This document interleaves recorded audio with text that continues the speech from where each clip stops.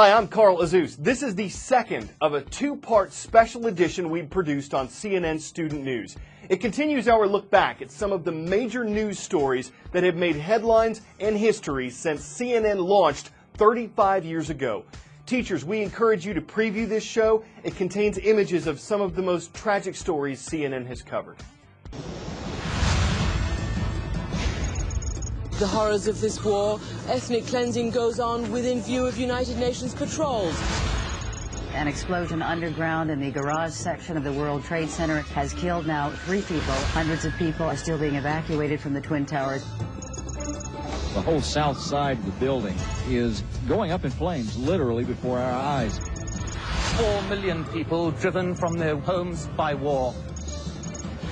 The Oklahoma governor's office says at least 19 people are dead, hundreds of others injured, and rescuers continue to search for survivors in the rubble of the A.P. Murrah Federal Building in Oklahoma City.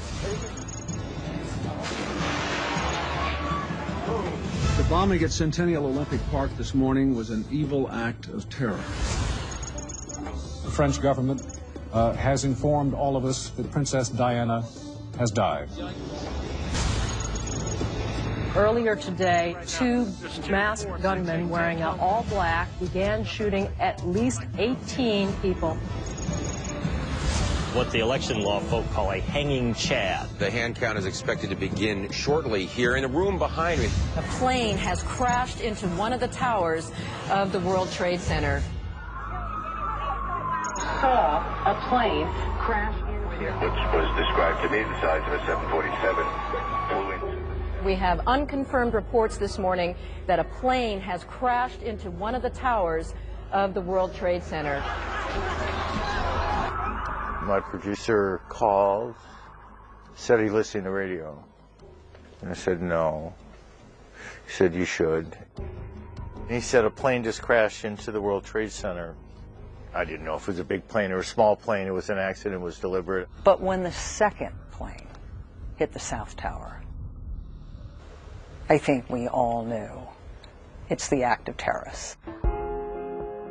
At the Pentagon, a plane or a helicopter has crashed and the Pentagon is being evacuated. The Boston airport, like airports now across the entire country, is closed.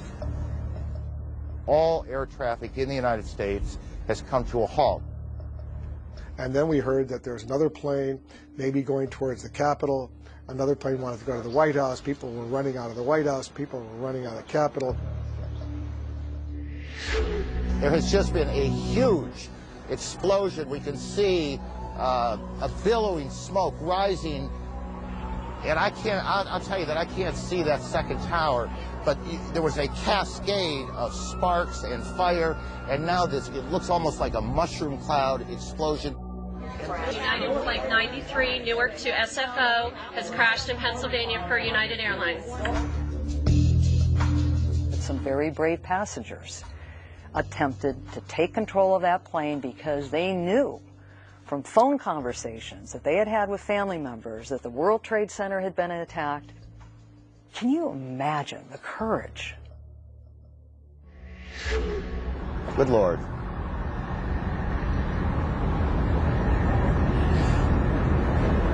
There are no words.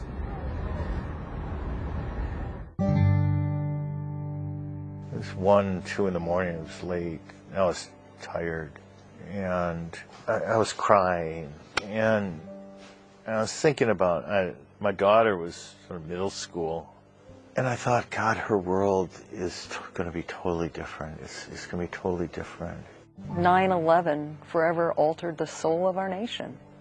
We could never again take for granted our sense of security, and life has never been the same since then.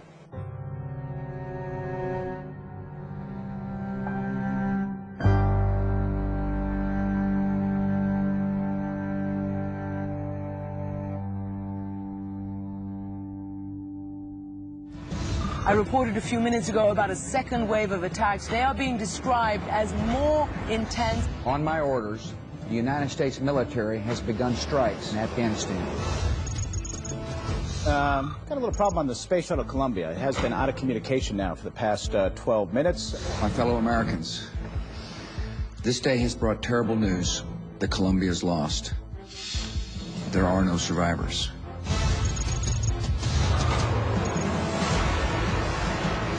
More explosions have rocked Baghdad after an unprecedented bombardment a few hours ago.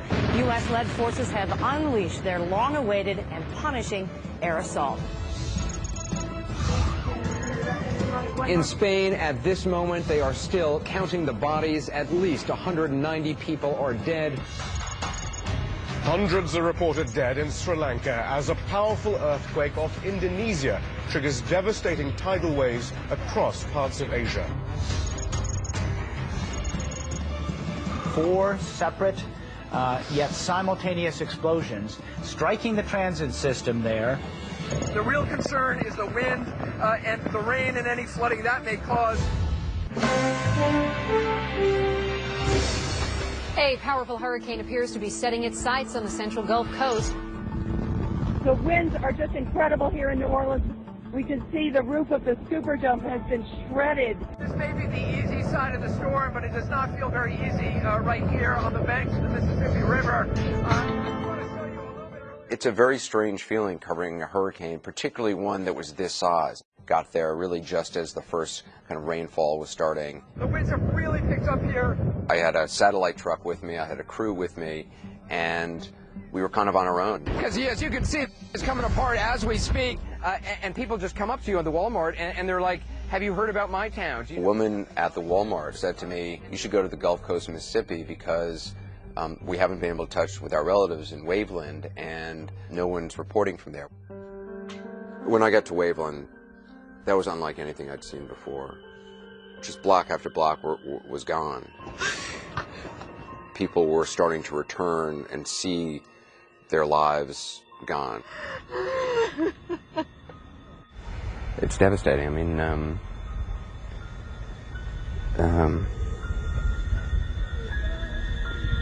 actually, it's... A levee break the size of a football field is slowly flooding New Orleans. I am looking over a scene of utter devastation. An entire neighborhood, water has come up to the eaves of the houses. When we got out there, you could hear the screams of people still being trapped in the attics. We came across people punching holes in the attic spaces because the water is filled up all the way up to their attics. What are we doing now, Doc? Where are we going? We're going to Charity Hospital. Is this area safe? I mean, we heard about the snipers earlier today. No, not really. We had to get a rowboat and essentially row across from the parking deck across the street into the ramp at Charity Hospital. Okay, well, we made it. Safely.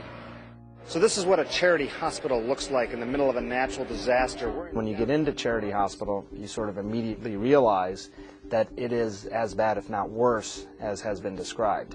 It was completely crowded. There was a smell in the air. When you started to walk around the hospital and realize that the staircase is now becoming filled with bodies as a result of what was happening there, that you needed to start reporting.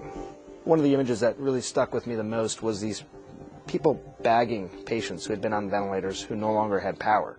And they would take shifts, and you couldn't fall asleep, and they had to just keep doing it. And sometimes a patient would still be awake, or at least cognizant enough to know that literally my entire life right now is dependent on whether this guy can keep bagging this bag of air into my lungs. Some of these people have been waiting outside now for more than 3 days. No food, no water, helicopters flying over here. It's ridiculous. You know, someone actually said this to me in the days after Katrina. They said to me, you know, man, this is all going to be forgotten. It's all going to be cleaned up and washed away and forgotten. But I certainly will never forget what I saw, and I don't think a lot of the people who were there, I don't think any of them will forget either.